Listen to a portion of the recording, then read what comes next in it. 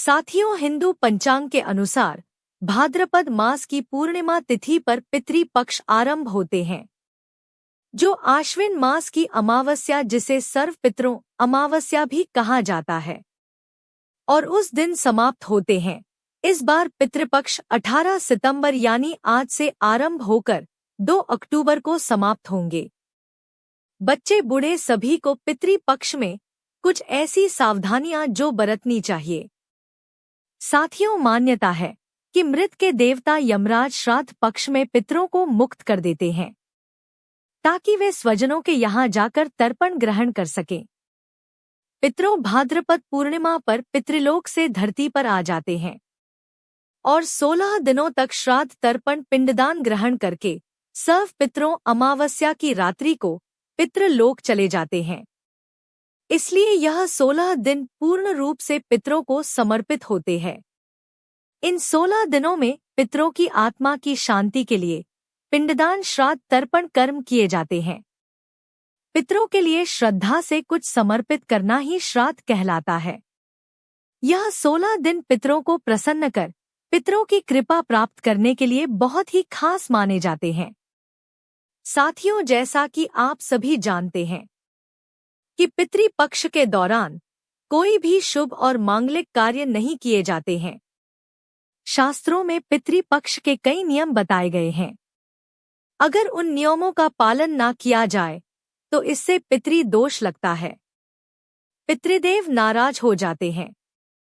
पितृपक्ष के दौरान शुभ और मांगलिक कार्य करने के साथ कुछ ऐसी चीजें भी होती हैं जिनका सेवन पितृपक्ष के दौरान भूलकर भी नहीं करना चाहिए। पितृपक्ष पितरों को समर्पित होते हैं, इसीलिए इस दौरान भोजन का विशेष महत्व होता है। इस दौरान पितरों के लिए भोजन निकाला जाता है, ब्राह्मण भोज कराया जाता है और पंचबलि भी दी जाती है। लेकिन शास्त्रों में कुछ ऐसी चीजों के बारे में बताया गया है जिन्हें पितृपक्ष के दौरान भूलकर भी नहीं खाना चाहिए। कुछ ऐसी चीजें हैं जिनका ना तो पितृपक्ष के दौरान सेवन करना चाहिए और ना ही पितरों को या ब्राह्मणों को इन चीजों का भोग लगाना चाहिए। साथियों, ऐसे में हम जानते हैं कौन सी ऐसी चीजें हैं जिनका पितृपक्ष के दौरान भूलकर भी सेवन नहीं करना चाहिए। कौन सी ऐसी चीजें हैं जिनको पितृपक्ष के दौरान पितरों को या ब्राह्मणों के भोजन में भूलकर भी शामिल नहीं करना चाहिए, वरना दोष लगता है। लेकिन उससे पहले अगर आप भी चाहते हैं कि भगवान भोलेनाथ का आशीर्वाद आपके ऊपर सदैव बना रहे, तो इस वीडियो को एक लाइक करके आपके अपने चैनल किट्टू वेब टीवी को सब्सक्राइब कर लें और कमेंट बॉक्स में हर हर महादेव लिखकर अपनी हाजिरी अवश्य लगाएं। साथियों, बड़े बुजुर्गों द्वारा, ब्राह्मणों द्वारा आपने अधिकतर यही सुना होगा कि पितृपक्ष के दौरान वही भोजन बनाएं, वही भोजन का पितरों को या ब्राह्मणों को भोग लगाएं जो पितरों को पसंद था, तभी पितरों की आत्मा को शांति मिलती है। लेकिन यहाँ पर हम कुछ ऐसी गलतियां कर देते हैं। अधिकतर घरों में अधिकतर लोगों के पूर्वजों को लहसुन प्याज पसंद होता है, तो जब वे भोजन बनाते हैं तो उसमें प्याज और लहसुन डालते हैं और पूर्वजों के पसंद के हिसाब से भोजन बनाकर ब्राह्मणों को वह भोजन करा देते हैं। या फिर जिनके पितरों को नॉनवेज पसंद होता है तो वे नॉनवेज लेकर किसी जरूरतमंद व्यक्ति को पितरों के नाम से दान कर देते हैं, जिससे उन्हें पितरों का आशीर्वाद प्राप्त हो। साथियों, अगर आप भी ऐसा करते हैं तो भूलकर भी ऐसी गलती आगे से ना करें। शास्त्रों के अनुसार पितृपक्ष के दौरान प्याज, लहसुन, मीट और अंडे का सेवन भूल भी नहीं करना चाहिए और पितरों के भोजन में भी इन चीजों का इस्तेमाल भूलकर भी नहीं करना चाहिए। शास्त्रों के अनुसार भगवान विष्णु और महालक्ष्मी जी को पितृदेव कहा गया है।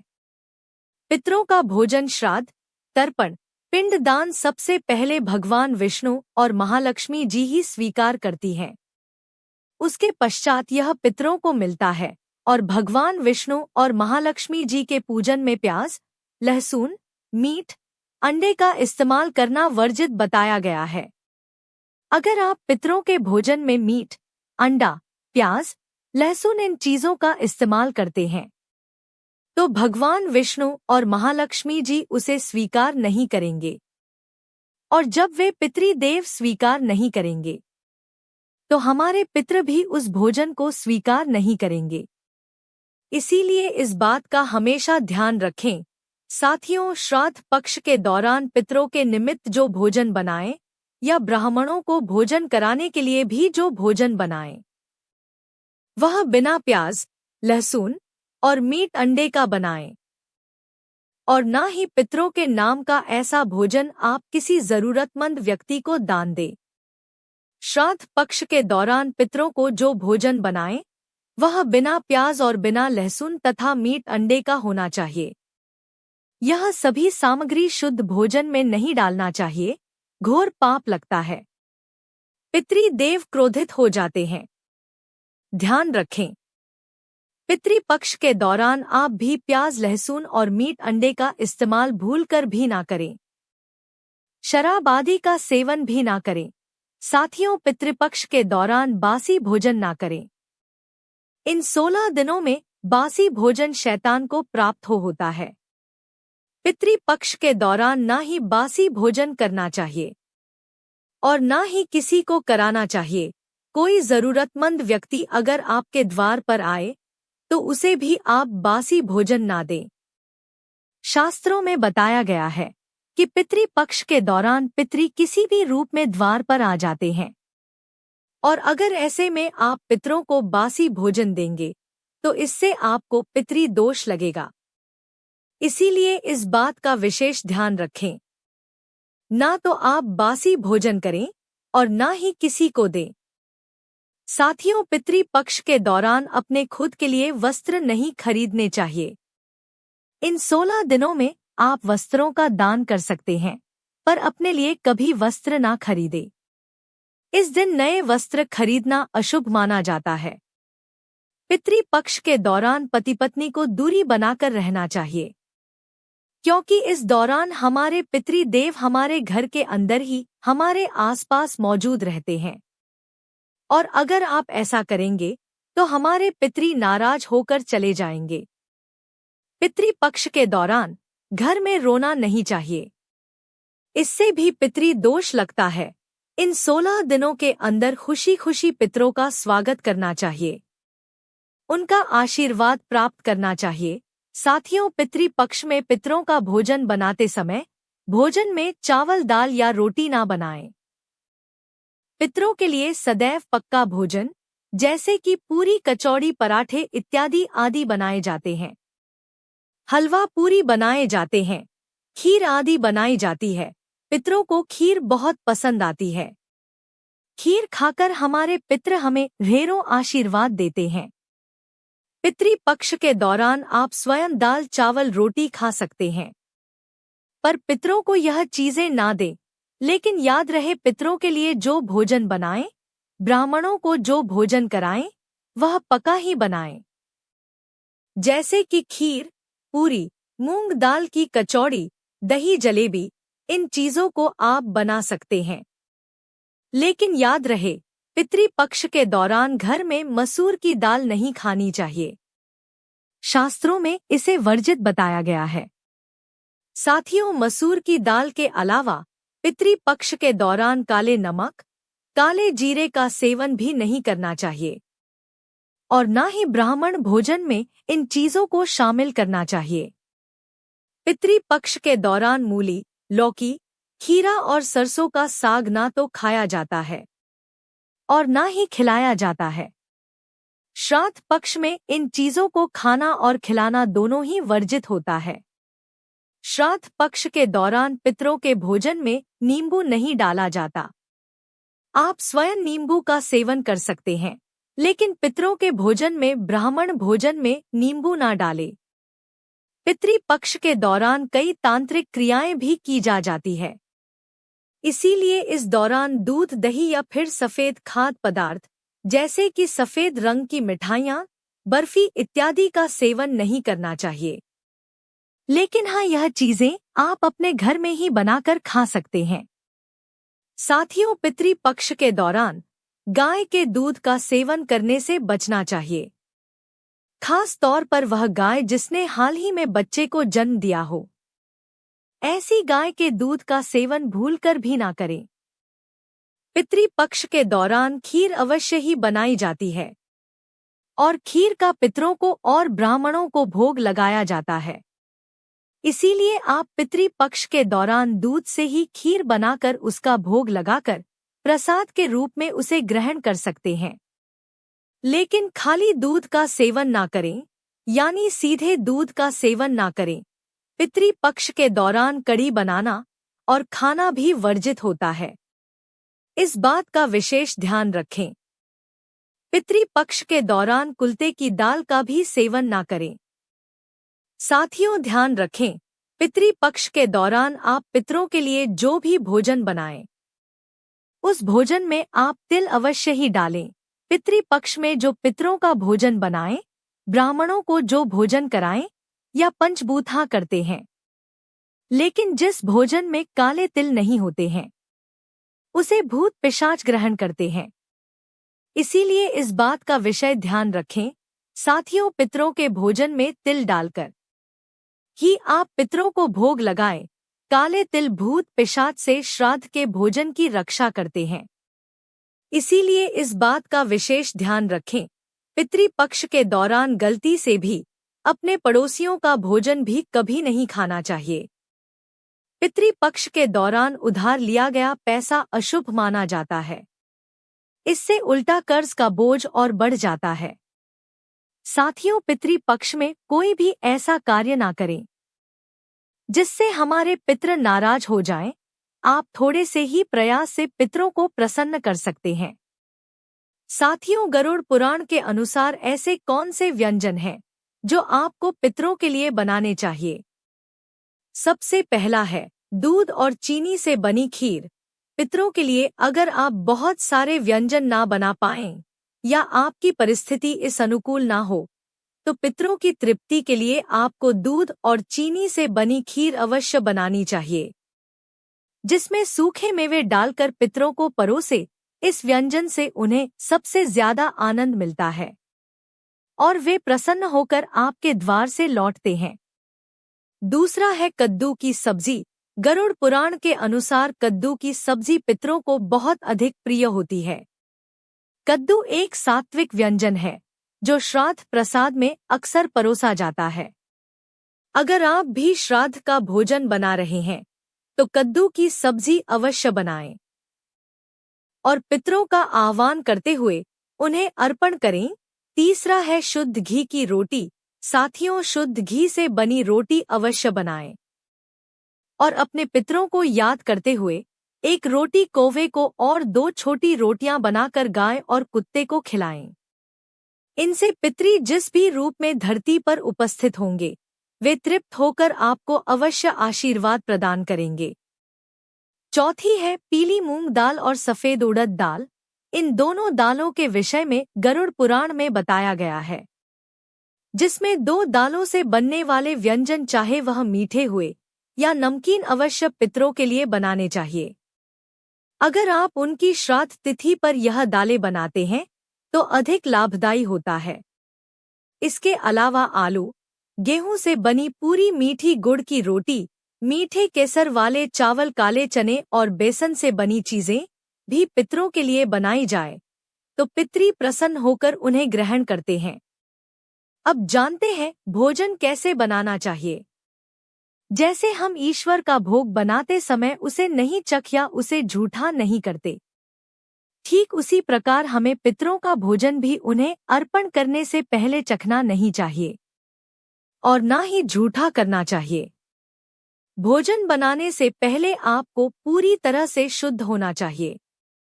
बिना स्नान आपको पितरी भोजन नहीं बनाना चाहिए और जो स्त्री मासिक धर्म में हो उस वक्त भी उन्हें पितरी भोजन को नहीं बनाना चाहिए।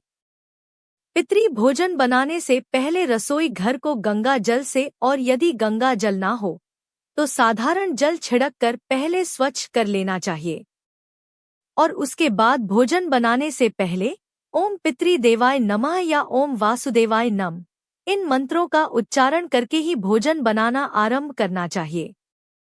आइए अब जानते हैं कैसा भोजन नहीं बनाना चाहिए। कई लोग मानते हैं कि उनके पितरों को मांसाहार भोजन पसंद था, तो उन्हें पितृ श्राद्ध पर मांसाहारी बनाकर खिलाना चाहिए। किंतु पितृलोक में प्रवेश के पश्चात पितरों का भोजन सात्विक बन जाता है, इसलिए उनके श्राद्ध या भोजन में तामसिक व्यंजन का प्रयोग कदापि नहीं करना चाहिए। केवल सात्विक व्यंजन ही उनके लिए भोजन में बनाने और खिलाने चाहिए। तामसिक व्यंजन के साथ प्याज, अदरक, लहसुन का प्रयोग भी श्राद्ध भोजन में नहीं करना चाहिए। इन पदार्थों का प्रयोग भोजन में करने से पितृ भोजन ग्रहण नहीं कर पाते और वे भूखे ही पितृलोक लौट जाते हैं। पितृ भोजन में ज्यादा तेज मसालों का प्रयोग ना करें। जितना हो सके भोजन को मीठा और सात्विक बनाना चाहिए, जिससे पितृ उन्हें आसानी से ग्रहण कर पाएं। यह एक सबसे महत्वपूर्ण बात हम आपको बताना चाहेंगे। हम भोजन तो परोस देते हैं या उनका भोग पितरों की तस्वीर पर लगा देते हैं या कोई गाय कुत्ते को भी खिला देते हैं, किंतु हम भोजन के साथ जल अर्पण करना भूल जाते हैं। सबसे जरूरी है जल अर्पण करना। पितरों को आप भोजन ना भी अर्पण करें, किंतु जल का अर्पण पितृपक्ष के पूरे मास में अवश्य करें, जिनसे पितृ प्यासे ही पितृलोक में ना जाएं। इस प्रकार से आप अपने पितरों को भोजन खिलाकर संतुष्ट कर सकते हैं। साथियों, अब जानते हैं इन 16 दिनों में पितृपक्ष के दिन कितना भी जरूरी क्यों ना हो जाए, कोई आपसे इन चीजों को उधार मांगे तो पितृपक्ष के दौरान भूलकर भी यह 4 चीजें कभी किसी को ना दें, अन्यथा आपके परिवार में कंगाली देखने को मिल सकती है। आपके पितृ आपके घर का त्याग कर सकते हैं, वह रुष्ट हो जाएंगे, लग जाएगा पितृदोष। आगे बढ़ने से पहले अगर आप भगवान शिव से प्यार करते हैं तो पितृपक्ष के समय में उधार देना या लेना हर व्यक्ति के जीवन में जरूरी सा हो जाता है। कोई किसी को उधार देता है तो इस बात के लिए कि उन्हें उनके जीवन में अच्छी चीजें वापस प्राप्त हो सके, तो इसकी वजह से उधार देते हैं। तो कुछ व्यक्ति सामाजिक सरोकार निभाने के लिए उधार देते हैं। लेकिन साथियों, क्या आप जानते हैं, खास तौर पर पितृपक्ष के दौरान अगर आप ऐसा करते हैं तो आपके जीवन में कंगाली विद्यमान हो जाती है। इसीलिए कम से कम पितृपक्ष के दिनों में तो ऐसा ना करें। सबसे पहली चीज की पितृपक्ष पर सबसे पहली चीज तो यह है कि अपने पूर्वजों से जोड़ा गया धन या किसी भी प्रकार की कोई चीज आप किसी भी व्यक्ति को ना दें। जैसे कि 6 बुजुर्गों द्वारा दिया गया कोई चांदी का सिक्का या रुपया, पैसा या फिर आशीर्वाद के तौर में दी गई कोई कीमती चीज या कोई धार्मिक वस्तु या किसी भी प्रकार की कोई निशानी और भगवान से जुड़ी पूजा की सामग्री आप भूलकर भी किसी को उधार या फिर दान के तौर पर कभी ना दें, क्योंकि माना जाता है कि अगर आप इस प्रकार की सामग्री दूसरे व्यक्ति को दे देते हैं तो आपके पूर्वज नाराज हो जाते हैं और बुजुर्गों द्वारा मिला आशीर्वाद खत्म हो जाता है। इससे पितृदोष लगता है और आपको वह नहीं प्राप्त हो पाता जो आपके पूर्वज यानी आपके पितृ जो आपके लिए करने वाले थे। तो सबसे पहले आपको इस बात का ध्यान जरूर रखना चाहिए, बुजुर्गों द्वारा कोई सम्मान में मिली चीज कभी किसी को ऐसे ही नहीं देनी चाहिए। इसे हमेशा संभाल कर रखें। बुजुर्गों द्वारा सम्मान में मिली चीज सोना, चांदी, हीरा, मोती से भी कीमती होती है।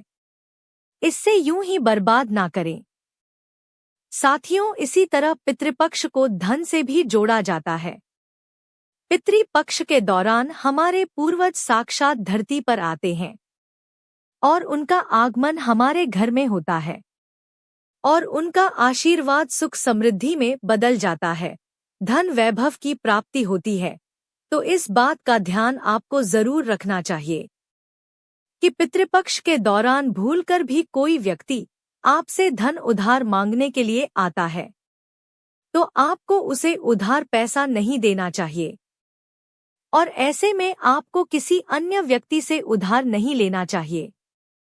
ऐसी मान्यता है कि पितृपक्ष के दौरान आप जो पैसा उधार देते हैं या लेते हैं तो वह धन कभी लौट कर नहीं आता, बल्कि इस समय धन देने वाला और लेने वाला दोनों कर्ज में डूब जाते हैं।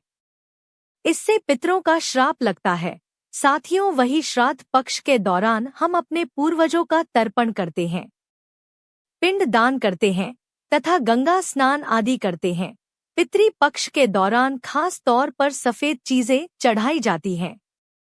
इस बात का ध्यान रखें, पितृपक्ष के दिन हमारे पूर्वजों को चढ़ाने के अलावा कोई व्यक्ति एकदम सुबह सुबह के समय आपसे दूध दही छाछ या फिर संध्या काल के समय में उधार मांगने के लिए आ जाता है, तो आपको भूलकर भी किसी अन्य व्यक्ति को नहीं देना चाहिए।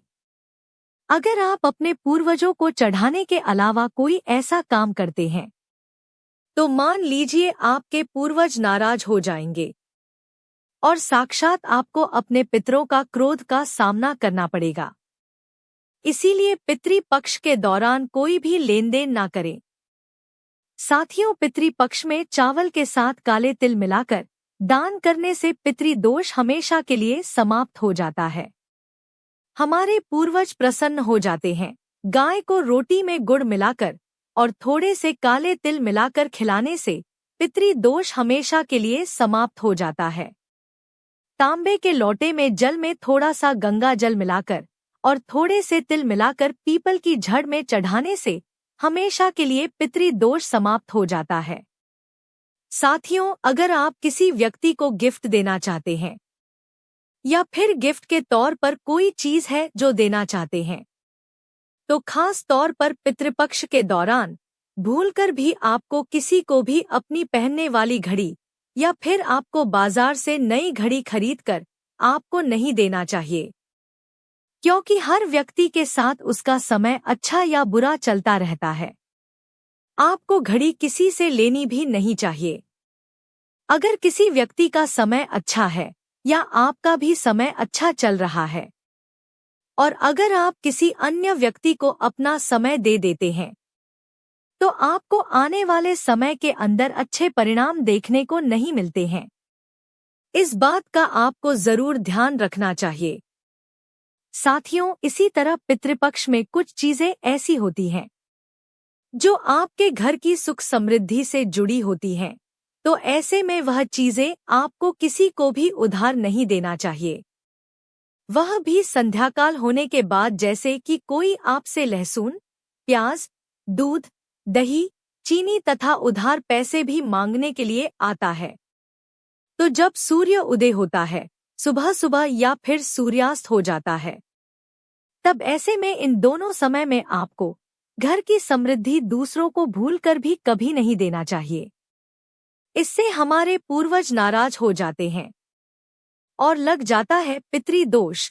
माना जाता है कि अगर आप ऐसा करते हैं तो आपके घर की सुख समृद्धि तथा माता लक्ष्मी दूसरों के घर चली जाती है और वहीं हमारे पूर्वज भी घर में आते आते वापस लौट जाते हैं और आपको उसका अच्छा परिणाम देखने को नहीं मिलता। साथियों, दान पुण्य करना हिंदुस्तान की परंपरा रही है। हर व्यक्ति दान पुण्य करके पितृपक्ष का लाभ उठाता है तथा उनका आशीर्वाद प्राप्त करता है। लेकिन खास तौर पर पितृपक्ष के दौरान आपको 2 प्रकार के वस्त्र ना तो खरीद कर लाने चाहिए और ना ही किसी व्यक्ति को देना चाहिए, और पितृदोष में कमी आ जाती है। माना जाता है कि अगर आप पितृपक्ष में काला कपड़ा दान करते हैं तो आपको पितरों का श्राप लगता है और यह आपके जीवन को प्रभावित करता है। ऐसे जीवन में दुख आ जाते हैं, तो इसी वजह से इसका ध्यान रखना चाहिए। विशेष तौर पर काले कपड़े आप किसी को भी दान के तौर पर कभी मत देना। इस दिन थोड़े बहुत फटे कपड़े भी दान नहीं देना चाहिए। ऐसी मान्यता है कि अगर आप ऐसा करते हैं तो सामने वाले व्यक्ति के जीवन में कंगाली आ जाती है और देने वाले व्यक्ति के जीवन में राहु दोष लग जाता है। और साथ ही साथ हमारे पितृ हमसे क्रोधित होने लगते हैं। तो इस बात का आपको जरूर ध्यान रखना चाहिए। पितृपक्ष के दौरान अपने लिए नहीं दूसरों को देने के लिए वस्त्र खरीदने चाहिए और दान करने चाहिए, लेकिन काला कपड़ा दान ना करें। सफेद कपड़ा दान करना बहुत ही शुभ और मंगलकारी माना जाता है। साथियों, महिलाओं की आदत होती है कि जब रसोई के अंदर किसी प्रकार का सामान कम या ज्यादा होता है तो अपने आस पड़ोस में मांगने के लिए आ जाते हैं, जैसे कि तेल, घी या फिर अपने घर की हल्दी। यह तीनों चीजें सौभाग्य का प्रतीक मानी जाती हैं। खास तौर पर पितृपक्ष के दौरान जिस घर में यह चीजें होती हैं तो वहां पर सुख समृद्धि बनी रहती है। तो पितृपक्ष के दौरान अपने घर से भूलकर भी इस प्रकार की कोई भी चीजें आपको उधार ना तो देना चाहिए और ना ही किसी से लेना चाहिए। अगर आप यह गलती करते हैं तो देखते ही देखते आपके परिवार पर दुखद परिणाम देखने को मिल सकते हैं और आपके घर की सुख समृद्धि दूसरों के घर चली जाती है। साथियों, पितृपक्ष के दौरान अगर आप किसी व्यक्ति को दान देने की सोच रहे हैं तो आप नए कपड़े दे सकते हैं जो आपके अपने पहने हुए, और अपने पुराने कपड़े भूलकर भी कभी किसी को दान के तौर पर या फिर पहने हुए कपड़े किसी को भी ऐसे ही नहीं देना चाहिए। अगर आप अपने कपड़े किसी अन्य व्यक्ति को देते हैं तो याद रखिए, कपड़ों के साथ साथ आपकी समृद्धि जुड़ी हुई होती है।